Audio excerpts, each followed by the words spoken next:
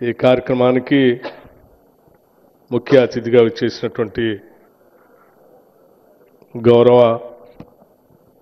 రాష్ట్ర ముఖ్యమంత్రి వర్యులు శ్రీ రేవంత్ రెడ్డి గారికి, అలాగే రాష్ట్ర కాంగ్రెస్ కమిటీ అధ్యక్షులు సోదరులు మహేష్ కుమార్ గౌడ్ గారికి, వేదిక మీద ఉన్నటువంటి టూరిజం శాఖ మార్చులు, ఈరోజు ఈ విగ్రహావిష్కరణకి కావాల్సినటువంటి స్థలాన్ని వారి శాఖ ద్వారా త్వరితగతిన ముఖ్యమంత్రి గారి ఆదేశాలతో త్వరితగతిన ఏర్పాటు చేసి మనకు అందించినటువంటి జూపల్లి కృష్ణారావు గారికి, వాకిటి శ్రీహరి గారికి, అట్లాగే లక్ష్మణ్ కుమార్ గారికి, పెద్దలు కేశవరావు గారికి, మరియు చాలామంది శాసనసభ్యులు ఉన్నారు. శాసనసభ్యులందరికీ, నాతోటి సహచర శాసనసభ్యులందరికీ, కార్పొరేషన్ చైర్మన్లందరికీ, అట్లాగే రాష్ట్ర ప్రభుత్వ సలహాదారులందరికీ, వేదిక మీద ఉన్నటువంటి ఇతర పెద్దలందరికీ కూడా ముందుగా నా హృదయపూర్వకమైనటువంటి నమస్కారాలు. అట్లాగే సర్దార్ సర్వాయి పాపన్న గౌడ్ గారి ఈ జయంతి ఉత్సవాల సందర్భంగా అనేక ప్రాంతాల నుంచి ఇక్కడికి వచ్చేసినటువంటి మీ అందరికి కూడా నా హృదయపూర్వకమైనటువంటి నమస్కారాలు. ఈరోజు రాష్ట్ర ప్రభుత్వం సామాజిక న్యాయానికి కట్టుబడి రాష్ట్ర ముఖ్యమంత్రి రేవంత్ రెడ్డి గారి నాయకత్వంలో ఇందిరమ్మ ప్రభుత్వం, ప్రజాప్రభుత్వం పెద్ద ఎత్తున తెలంగాణలో ఒక విప్లవాత్మకమైనటువంటి మార్పులు తీసుకొని వస్తూ ఉంది. ఆ మార్పులు ఏ స్థాయిలో ఉన్నాయనంటే, చివరికి భారతదేశానికి కూడా తెలంగాణ రాష్ట్రం తీసుకుంటున్నటువంటి నిర్ణయాలే ఈ భారతదేశానికి దిశ నిర్దేశం చేసేంత స్థాయిలో సామాజిక పరమైనటువంటి నిర్ణయాలు ఈరోజు ఈ రాష్ట్రంలో జరుగుతూ ఉన్నాయి.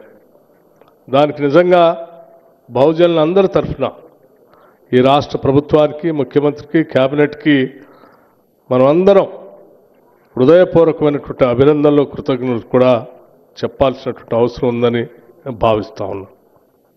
ఈరోజు దేశ చరిత్రలో ఎక్కడ జరగనటువంటి కాస్ట్ సర్వే ఇక్కడ జరిగి, ఆ కాస్ట్ సర్వే ఆధారంగా లెక్కలతో సహా ఈ రాష్ట్రంలో 42% బీసీలకు రిజర్వేషన్ కల్పించాలన్నటువంటి ఆలోచనతో శాసనసభలో చట్టాలను చేసి, ఆ చట్టాలు ఈరోజు దేశంలోనే ఒక చర్చకు దారితీసి భవిష్యత్తులో భారతదేశంలో కూడా తప్పనిసరి పరిస్థితులు కల్పించినటువంటి గొప్ప నిర్ణయాలు ఈరోజు ఈ రాష్ట్రంలో జరిగాయి.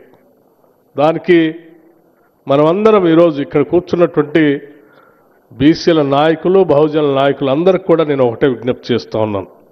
ఈరోజు కాంగ్రెస్ ప్రభుత్వం ఇంత గట్టిగా సామాజిక నిర్ణయం కోసం అనేక రకాలైనటువంటి అడ్డంకులు ఉన్నప్పటికి కూడా వాటన్నిటినీ పటాపంచలు చేసుకొని, కట్లు దించుకొని ఇంతటి గొప్ప విధానపరమైన నిర్ణయాలు చేసినప్పుడు, ఈ విధానపరమైన నిర్ణయాలు ప్రతి గ్రామానికి, ప్రతి ఇంటికి, ప్రతి బహుజను దృష్టికి తీసుకొని వెళ్ళి, ఈ ప్రభుత్వం మనది, మన కోసం నిలబడ్డది, మన కోసం ఈరోజు సమాజంలో అనేక సంస్కరణలు తీసుకొని వచ్చి ముందుకు పోతుంది అని చెప్పి అరచేతిలో పెట్టుకొని ప్రభుత్వాన్ని కాపాడుకుంటూ భవిష్యత్తులో తీసుకున్న నిర్ణయాల ఫలితాలన్నీ కూడా పొందటం కోసం అందరూ ప్రయత్నం చేయాలని చెప్పి ఈరోజు పాపన్న గౌడ్ గారి జయంతి సందర్భంగా మీ అందరికీ నేను విజ్ఞప్తి చేస్తూ ఉన్నాను.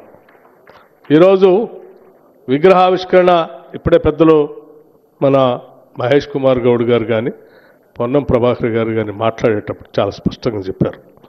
విగ్రహాన్ని ఏర్పాటు చేయాలని అడిగినప్పుడు ఆ విగ్రహం ఏర్పాటు చేసే వ్యక్తి యొక్క ఆలోచనలు, వారి పోరాట స్ఫూర్తి, వారి మార్గం ఆ విగ్రహాన్ని చూసినప్పుడల్లా మనందరికీ ఇన్స్పిరేషన్గా ఉండాలి. అలా ఇన్స్పిరేషన్గా ఉండటం కోసమే విగ్రహాలను ఏర్పాటు చేసుకుంటాం.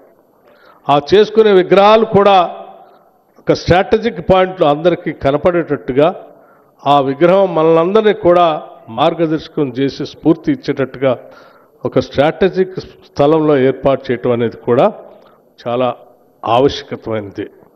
ఎక్కడో విగ్రహాన్ని పెట్టాం, ఎక్కడో స్థలం ఇచ్చామనేది కాకుండా ఒక ప్రముఖమైనటువంటి స్థలంలో సెక్రటేరియట్ ముందు స్థలాన్ని ఏర్పాటు చేసి ఈరోజు భూమి పూజ చేసుకున్నాం. తప్పనిసరిగా ఈ భూమి పూజ రేపు ఈ రాష్ట్రంలో వచ్చేటువంటి సామాజిక న్యాయానికి, సామాజిక ధర్మానికి పెద్ద ఎత్తున ఉపయోగపడుతుందని చెప్పి మీ అందరికీ నేను సవినయంగా మనవి చేస్తూ, సర్దార్ సర్వ పాపన్న గౌడ్ గారి యొక్క లక్షణాలు ఇప్పటికే అందరూ చెప్పారు.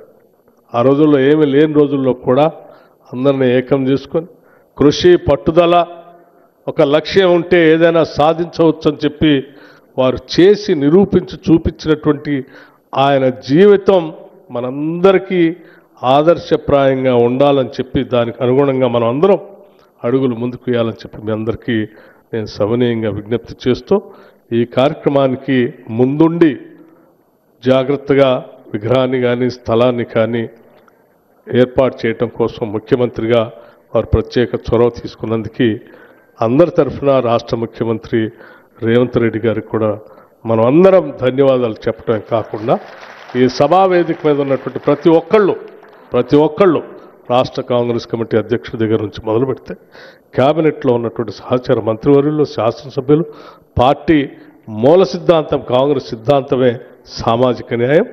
ఆ సామాజిక న్యాయాన్ని తీసుకొని మనం ఈరోజు ముందుకు పోతా ఉన్నాం. ఈ ముందుకు పోయే క్రమంలో ఈ పార్టీకి సామాజిక న్యాయం జరగకుండా ఉండాలని ఆలోచన చేసేటువంటి కొన్ని రాజకీయ పార్టీలు కొంత ఎప్పటికప్పుడు మన మీద కొన్ని రకాలైనటువంటి ప్రచారం చేస్తూనే ఉంటాయి.